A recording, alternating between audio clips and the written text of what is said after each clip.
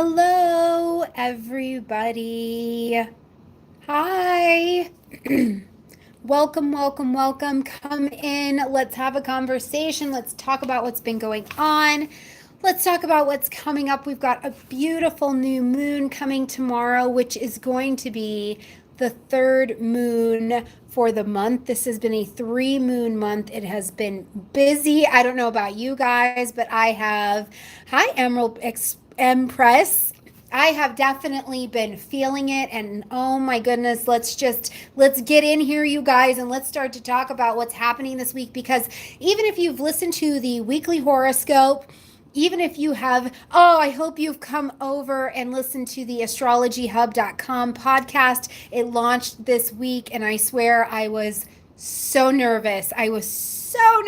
And especially launching it during a retrograde. So hopefully you guys have gone over and checked it out. If you haven't checked out the astrologyhub.com podcast, I will put it on the link to the podcast underneath here. So, and I'm so sorry I'm not all cutesied up and everything. We just came back from the gym, and I'm trying to just be here with you guys tonight. It has been a little bit of time, right? So, all right. How are you guys? Hello, everybody. Hello, hello, hello. And I'm sending so much love to you guys. So before we even jump in and really start to talk about what's going on, I want to tell you first and foremost that whatever the intentions are that you are setting for this going tomorrow, I'm going to support your intentions, provided they are not looking to harm other people. I support your intentions. I will be sending love, and I will also be lighting some candles tomorrow,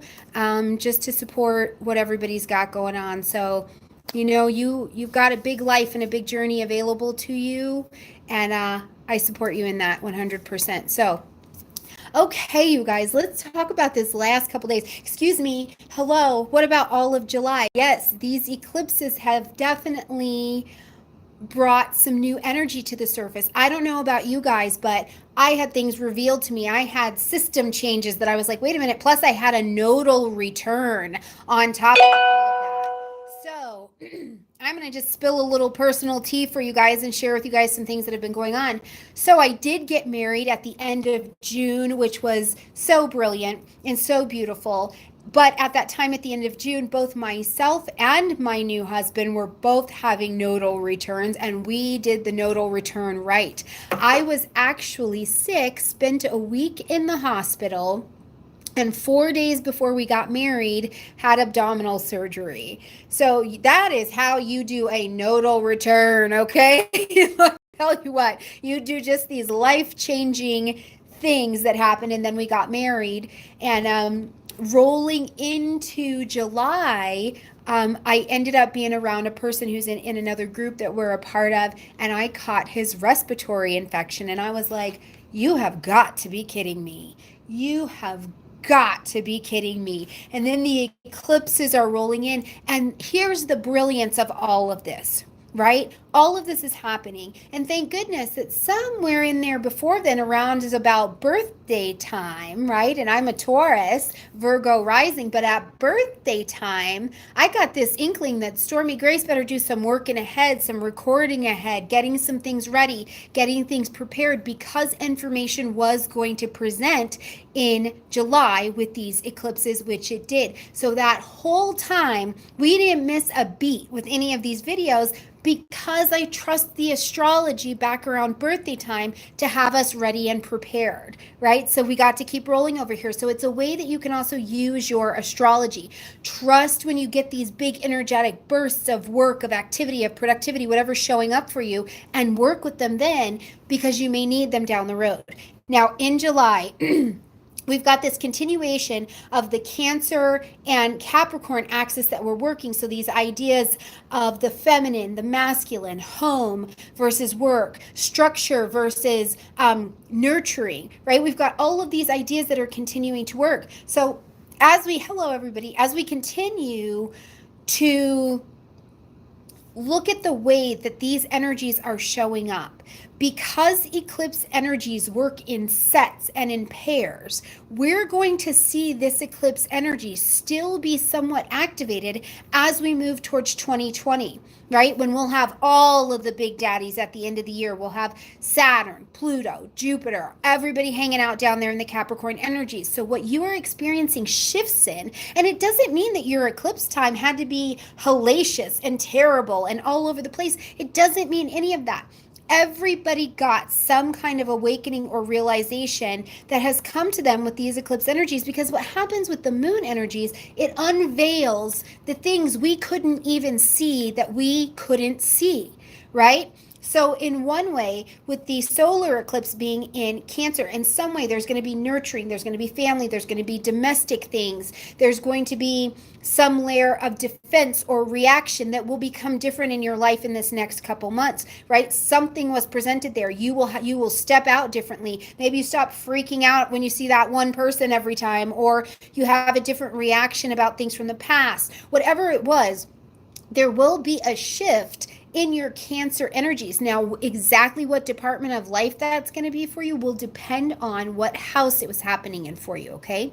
Now, with this lunar eclipse happening in these Cancer or these Capricorn energies, you are going to shed and start to detach from some level of something that you used to do because you found it socially acceptable, because it was the right thing to do. Maybe some things of authority, maybe some male or heavier energies in your life, even if they're your own ideas, structures around you may be starting to come undone. And what it's going to do is create space for you to put something else there and build a different structure, right? So all of these things kind of have had this weight this month, and it's been in comparison with other energies. We've had Uranian energy running around this week, and it's not done this week, but in the middle we get this brilliant pain reliever that is the new moon in Leo, which will be happening at 8 degrees 36 minutes of Leo. So make sure you grab your charts, check out where that's happening for you. And if you're not sure how to find that in your chart, or you're new or something like that, I have a video on how to spot the transits in your own chart so you can see where to find it.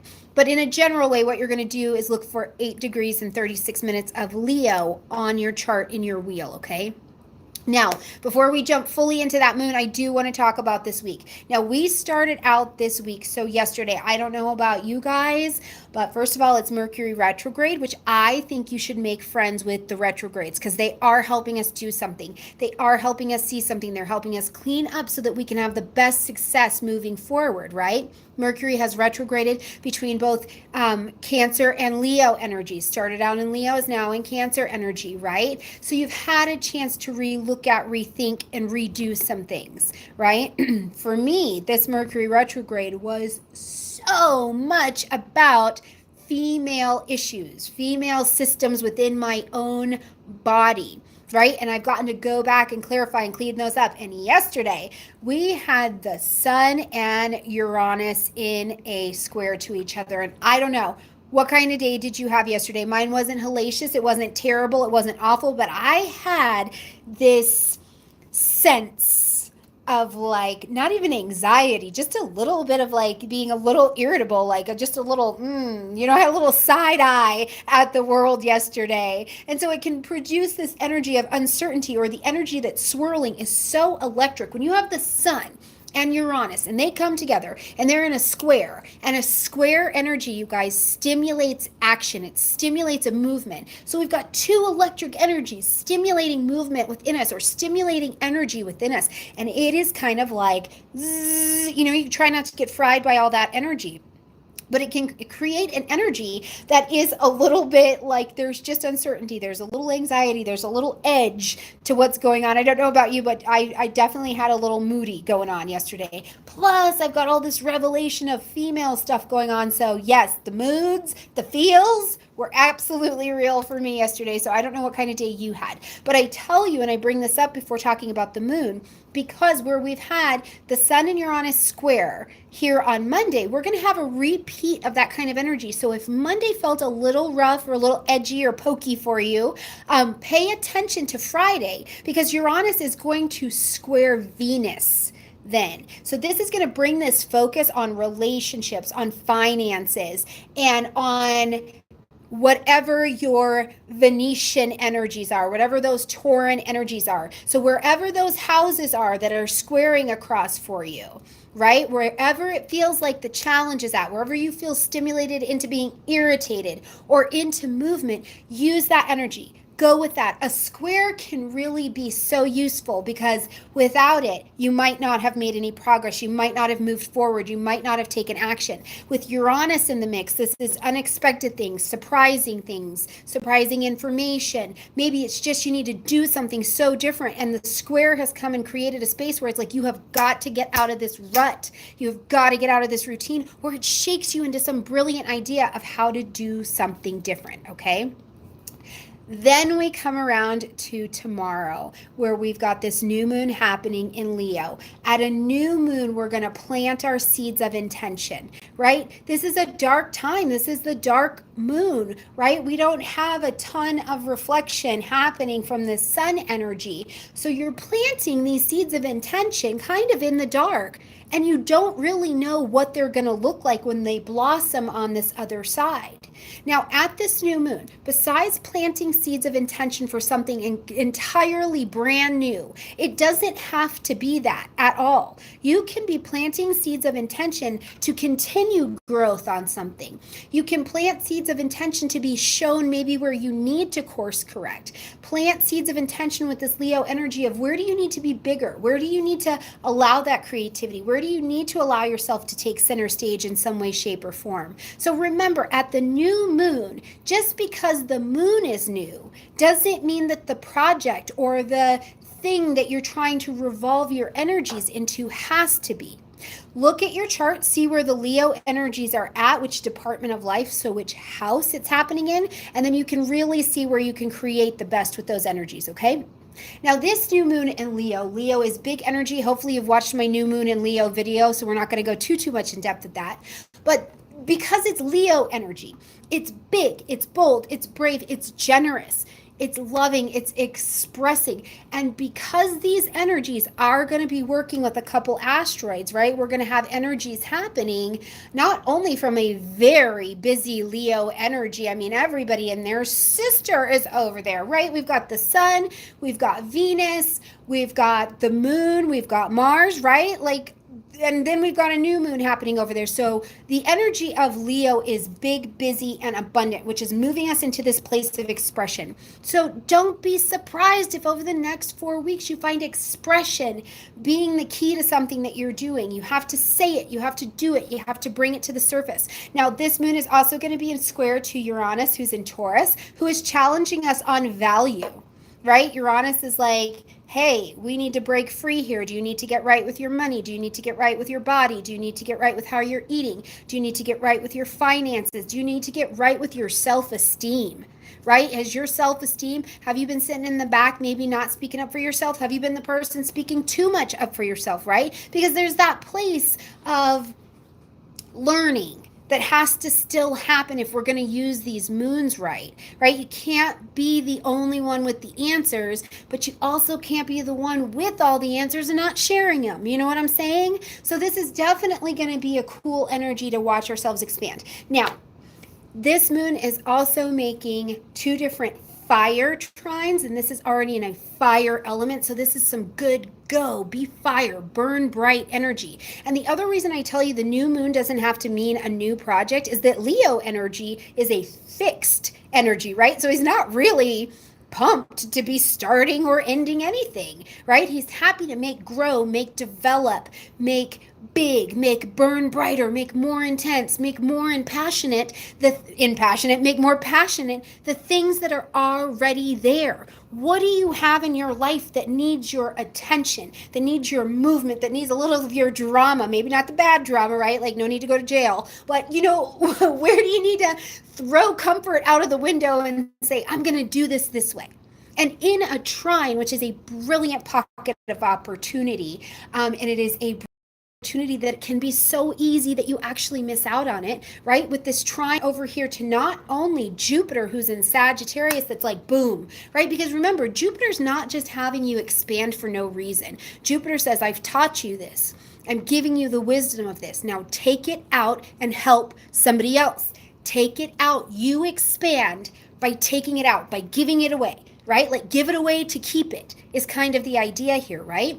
But this other trine is to Chiron, who's in Aries and who is also retrograde, because remember, Jupiter is also retrograde. So you've got trines happening here to two retrograde energies. What do you have from your past that is literally like a gold mine sitting in your pocket that you could be giving away, sharing, teaching, loving on somebody else? Where is that screenplay? Where is that screenplay from 1992, right? Bring it out. Maybe we need to see that movie right now. Where is that conversation with your kid, right, that you haven't had in like 4 weeks that you just need to sit down and hear them? Where's that conversation where you need to tell that friend, that whatever, hey, when you did this, it actually really hurt? Where is that conversation with just that chick at the grocery store where you're like, you know what, hi, how are you?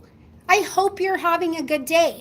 Where do you share this Leo generosity with this Chiron in Aries that is also in retrograde? This is going to have to do something with your identity, right? Like this is not the time to pull the coward card. It is just not at this moon. It is not the time to pull the coward card, right? This is a speak up kind of energy. Now, on the same day, Mercury is going to be stationing coming direct. Now, I want to tell you this because keep in mind tomorrow, guys, Mercury is going to be coming out of retrograde like hands to the roof. You know what I mean? Yay for all of that. But remember, on the days that a planet is switching its orbit, when it's doing its stationing, those can be the days that are actually the hardest with that particular planet. So Mercury is going to be flipping around here tomorrow. Maybe no big decisions quite yet, but maybe you're starting to speak up. Things are starting to come out. And I just want you to be mindful with Mercury turning around, your voice may be even more powerful than you are giving it credit for. Your thoughts tomorrow might be even more powerful, right? So keep yourself in check. Don't write any verbal checks that your honey can't cash. That's not a good idea, but this is a speak up kind of energy. Mercury is also going to oppose Pluto, who's over in Capricorn, and friends, is going to square Pallas Athena, okay? So, and this is over in Libra energy. Now, these are the energies where we involve Mercury. And we involve Mercury getting ready to go forward. I'm telling you, speak up.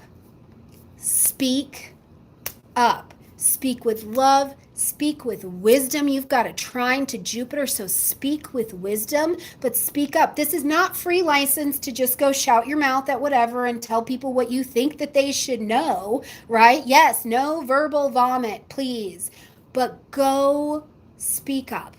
And keep in mind, you've got these energies to play with for like the next 4 weeks of getting your courage on, right? So what's going to happen is Mercury tomorrow is going to turn back around from his long little nap, and he needs to have his cosmic latte and get his eyebrows together before he's ready to resume his orbit and give us his gifts of forward blessing, of moving things forward. Now, the only thing I will ask you to keep in mind, and this is why I say make friends with the retrogrades, is because Mercury is going to come direct. So a whole bunch of our lives are going to get easier in terms of forward moving things. He still has to finish his shadow period, right? He's come back from this long vacation and he's turned back around now. But during the shadow period, he needs to unpack. So what may happen is you may still kind of have some flecks of things from the past, but now you will have forward thinking, forward commitment, forward action, forward communication to work with them.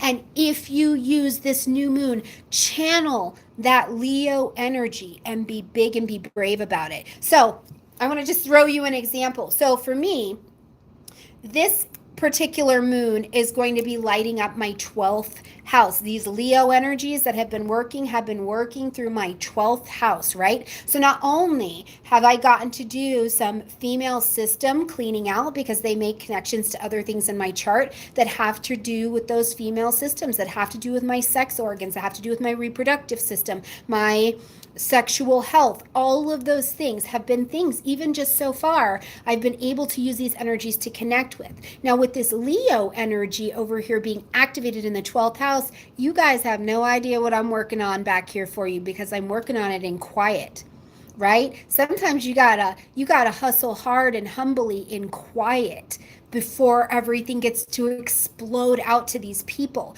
right? And you know what it is what I'm working on for you guys is so beautiful, not because I'm just excited about it, because I know it's going to help you learn. I know it's going to help you see the sky in a different way. It's going to help you see other people in a different way. It's going to help you be able to grab your chart, watch anybody's monthly video and say, this is what's happening for me. It's going to help you tap in and get some strategy how to move towards the things that you want. And you know what it's also going to do? Not cost you $100,000 million. It is content that is done in grace and in quiet and in a place where there has just been so much reflection of the journey that I have gotten to go on as a woman and as a person, and the things that I have been afraid of that now I'm not afraid to talk to you about. And I get to give it to you because I know I'm not alone in this and you want to learn about it too. So I am just so over the moon about all these things that are happening in quiet over here. And when Virgo season is on, I'm a Virgo rising, it's going to be like, whatcha? So look at your charts, see what house this is happening for you, and then go and roar, right? Go and roar. Trust your intuition. This is moon energy. Trust your intuition. Trust that you will have the right people meet you at the right time, in the right place. And when it's time, you will have the right words to say, and they will not be words of BS. They will be words of wisdom. They will be timely. They will increase the depth of your conversation and connection with other people, right? Like, trust your intuition with this moon. Do not pull the coward card and let me hear you roar. I love it. You guys are so beautiful. Thank you so much for all of your support in all of my work that I've got going on. Some days I'm like, I should quit astrology because I'm dramatic and human. And other days I'm just so in love with it. And I'm so in love with you guys. And I'm in love when I get to have the universe create through me, give it to you guys, and see that this is what I am supposed to be doing. So thank you, thank you, thank you, thank you for all of your support, right? For all of your support, all of your comments. I read them all. I try to respond to them all.